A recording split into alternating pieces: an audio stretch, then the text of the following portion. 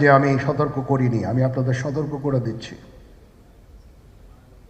আপনারা যদি নিজেদের মধ্যে ভেদাভেদ ভুলে একসাথে কাজ না করতে পারেন, নিজেরা যদি কাদা ছোড়াছুড়ি করেন, মারামারি কাটাকাটি করেন, এই দেশ এবং জাতির স্বাধীনতা সার্বভৌমত্ব বিপন্ন হবে। আমি আজকে বলে দিলাম, নাইলে আপনারা বলবেন যে আমি আপনাদের সতর্ক করিনি। আমি সতর্ক করে দিচ্ছি আপনাদের।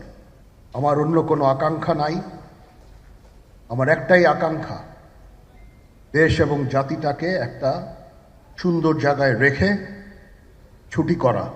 I had enough. Was last 7-8 months I had enough. আমি চাই দেশ এবং জাতিকে একটা সুন্দর জায়গায় রেখে আমরা সেনানিবাসে ফেরত আসবো। আরেকটা জরুরি বিষয় যেটা আমি ভাবলাম যে আপনাদের সাথে আমি শেয়ার করি। দেশের এই আইন শৃঙ্খলা পরিস্থিতি খারাপের পিছনে কিছু কারণ আছে। প্রথম কারণটা হচ্ছে যে আমরা নিজেরা হানাহানির মধ্যে ব্যস্ত, একজন আরেকজনের বিরুদ্ধে বিষোদ্গারে ব্যস্ত। এটা একটা চমৎকার সুযোগ অপরাধীদের জন্য। যেহেতু আমরা একটা অরাজক পরিস্থিতির মধ্যে বিরাজ করছি, তারা খুব ভালোভাবেই জানে যে এই সময়ে যদি এই সমস্ত অপরাধ করা যায় তাহলে এখান থেকে পরিত্রাণ পাওয়া সম্ভব। সেই কারণে এই অপরাধগুলো হচ্ছে। আমরা যদি সংগঠিত থাকি, একত্রিত থাকি, তাহলে অবশ্যই এটা সম্মিলিতভাবে মোকাবেলা করা সম্ভব হবে।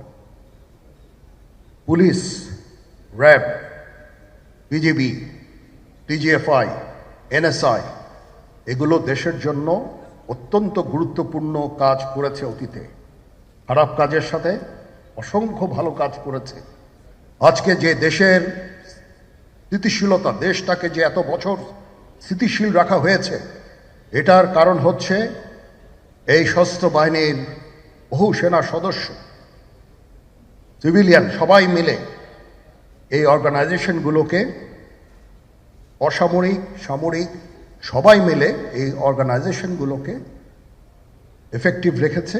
সেই জন্য আজকে সুন্দর, এতদিন ধরে আমরা একটা সুন্দর পরিবেশ পেয়েছি। এর মধ্যে যারা কাজ করেছে, যদি অপরাধ করে থাকে সেটা শাস্তি হবে, অবশ্যই শাস্তি হতে হবে। না হলে এই জিনিস আবার ঘটবে। আমরা সেটাকে বন্ধ করতে চাই চিরতরে, কিন্তু তার আগে মনে রাখতে হবে আমরা এমনভাবে কাজটা করব এই সমস্ত অর্গানাইজেশনগুলো যেন আন্ডারমাইন না হয়। আজকে পুলিশ সদস্য কাজ করছে না, এটা বিশাল বড় কারণ হচ্ছে অনেকের বিরুদ্ধে মামলা, অনেকে জেলে। RAB, BGB, DGFI, NSI panicked. বিভিন্ন দোষারোপ, খুন ইত্যাদি তদন্ত চলছে। অবশ্যই তদন্ত হবে, দোষীদের বিচারের আওতায় আনতে হবে। এমনভাবে কাজটা করতে হবে যেন এই অর্গানাইজেশনগুলো আন্ডারমাইন না হয়। এই অর্গানাইজেশনগুলোকে যদি আন্ডারমাইন করে আপনারা মনে করেন যে দেশের শান্তি শৃঙ্খলা বিরাজ করবে, সবাই শান্তিতে থাকবেন, সেটা হবে না, সেটা সম্ভব না। আমি আপনাদের পরিষ্কার করে বলে দিচ্ছি,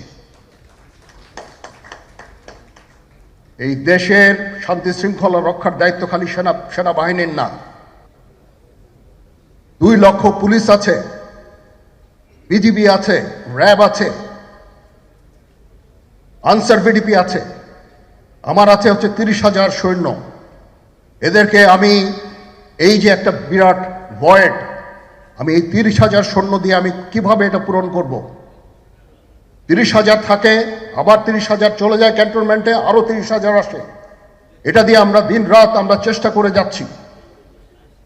এখানে যে সমস্ত উচ্ছৃঙ্খল কাজ হয়েছে সেটা আমাদের নিজস্ব তৈরি,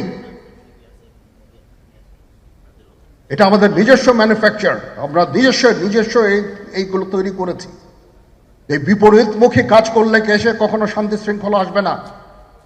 এই জিনিসটা আপনাদের মনে রাখতে হবে। তদন্ত কমিশন হচ্ছে আবার আরেকটা, আমাদের সর্বদা আমরা চেষ্টা করব তদন্ত কমিশনকে সহায়তা করতে। যে ধরনের সাহায্য সহযোগিতা প্রয়োজন হয় আমরা করব। আমরা দেশে একটা ফ্রি ফেয়ার অ্যান্ড ইনক্লুসিভ একটা ইলেকশনের জন্য দিকে ধাবিত হচ্ছে এবং তার আগে যে সমস্ত সংস্কার করা প্রয়োজন অবশ্যই সরকার সেদিকে খেয়াল করবেন। আমি যতবারই ডক্টর ইউনূসের সাথে কথা বলেছি, he completely agrees with me. There should be free, fair and inclusive election, and that election should be within December or close to that. যেটা আমি এর প্রথমেই বলেছিলাম যে 18 মাসের মধ্যে একটা ইলেকশন। আমার মনে হয় যে সরকার সেদিকেই ধাবিত হচ্ছে। ডক্টর ইউনূস যথাসাধ্য চেষ্টা করে যাচ্ছেন এই দেশটাকে ইউনাইটেড রাখতে, কাজ করে যাচ্ছেন উনি। ওনাকে আমাদের সাহায্য করতে হবে, উনি যেন সফল হতে পারেন সেই দিকে আমরা সবাই চেষ্টা করব। আমরা একসাথে ইনশাল্লাহ কাজ করে যাব। আসেন আমরা নিজেদের মধ্যে মারামারি কাটাকাটি না করে আমরা উই ইউনাইট আওয়ারসেলভস, দেশ জাতি যেন একসাথে থাকতে পারি সেদিকে আমাদের কাজ করতে হবে। আমাদের মধ্যে মতের বিরোধ থাকতে পারে, চিন্তা চেতনার বিরোধ থাকতে পারে, কিন্তু দিন শেষে যেন আমরা সবাই দেশ এবং জাতির দিকে খেয়াল করে আমরা যেন এক থাকতে পারি। তাহলে এই দেশটা উন্নত হবে, এই দেশটা সঠিক পথে পরিচালিত হবে।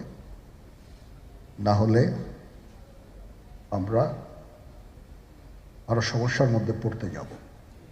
বিশ্বাস করেন, we don't want to head, ওইদিকে আমরা যেতে চাই না। আমি আপনাদের সতর্ক করে দিচ্ছি, পরে বলবেন যে আমি সতর্ক করিনি। আমি আপনাদের সতর্ক করে দিচ্ছি, আপনারা যদি নিজেদের মধ্যে ভেদাভেদ ভুলে একসাথে কাজ না করতে পারেন, নিজেরা যদি কাদা ছোড়াছুড়ি করেন, মারামারি কাটাকাটি করেন, এই দেশ এবং জাতির স্বাধীনতা সার্বভৌমত্ব বিপন্ন হবে।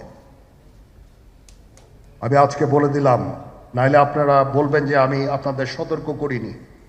আমি সতর্ক করে দিচ্ছি আপনাদের। এই দেশ সুখে শান্তিতে থাকতে চাই, আমরা চাই না হানাহানি, কাটাকাটি, মারামারি। সেই উদ্দেশ্যে আমি কাজ করে যাচ্ছি, আমরা কাজ করে যাচ্ছি। আমাদের সেনাবাহিনীর প্রতি আক্রমণ করেন না। একটা কমন জিনিস আমি দেখতে পাচ্ছি, সেনাবাহিনী এবং সেনা প্রধানের প্রতি বিদ্বেষ কারো কারো। কি কারণে আজ পর্যন্ত আমি এটা খুঁজে পাইনি। আমরা হচ্ছে একমাত্র ফোর্স যেটা আপনাদের জন্য কাজ করে যাচ্ছি, দাঁড়িয়ে আছি প্ল্যাটফর্মে। Of course navy and air force, navy chief আবার মন খারাপ করে ইয়া করছে, navy air force all, we all আমাদেরকে সাহায্য করেন, আমাদেরকে আক্রমণ করেন না, আমাদেরকে অনুপ্রাণিত করেন, আমাদেরকে উপদেশ দেন। কোনো একটা সমস্যা হয়ে গেলে আমি যেন নুরুদ্দিন স্যারের স্বর্ণপন্ন হই এবং উনি আমাকে উপদেশ দেন, সিনিয়র জেনারেলরা আমাকে উপদেশ দেন, আমি সবার কাছে স্বর্ণপন্ন হই।